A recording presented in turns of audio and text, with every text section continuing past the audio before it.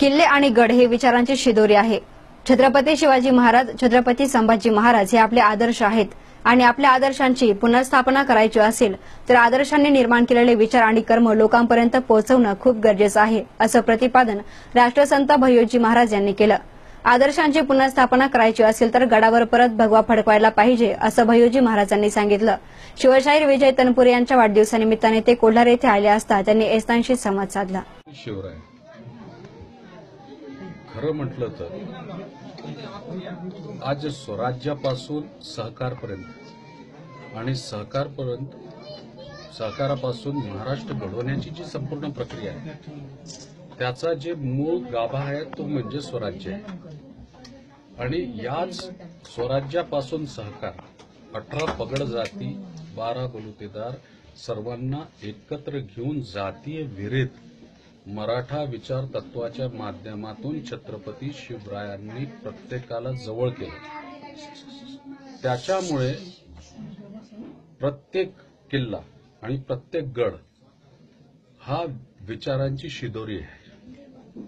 विचारांची शिदोरी जेव्हा असते तर त्या शिदोरीमध्ये अन्नकूटपासून विचारांचा पण कूट असतो।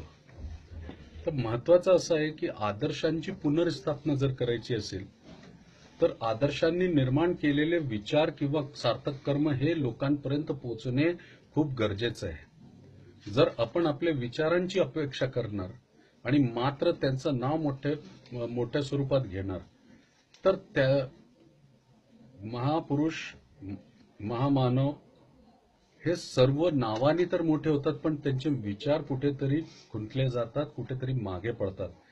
आज मुलांना छत्रपती शिवाजी महाराज हा नाव सगळ्यांना आठवतं, पण पन्हाळगड पासून रायगडपर्यंत पोहोचणं किंवा प्रतापगडची उंची नापणं किंवा रायगडवर बसून अखंड सत्ता कशी चालवायची किंवा 16 वर्ष जे आहे दिल्लीच्या बादशाला आपलं जे आहे टोप घालू नाही द्यायचं, असं छत्रपती संभाजी महाराज, छत्रपती शिवराय, राजश्री शाहू महाराज तुम्ही उदाहरण बघा।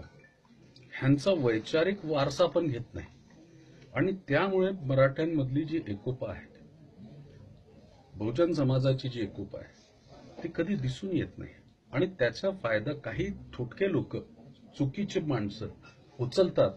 सज्जन लोक घरी बसतात आणि चुकीचे लोक आपले विषय आणि विचार मांडत असतात। म्हणून आपल्या आदर्शांची पुनर्स्थापना करण्यासाठी गडावर परत भगवा म्हणजे फडकवायला पाहिजे आणि त्याच्यात गड हा सोनेरी रूपामध्ये सोनेरी शिवाचा विचार घेऊन पसरायला पाहिजे।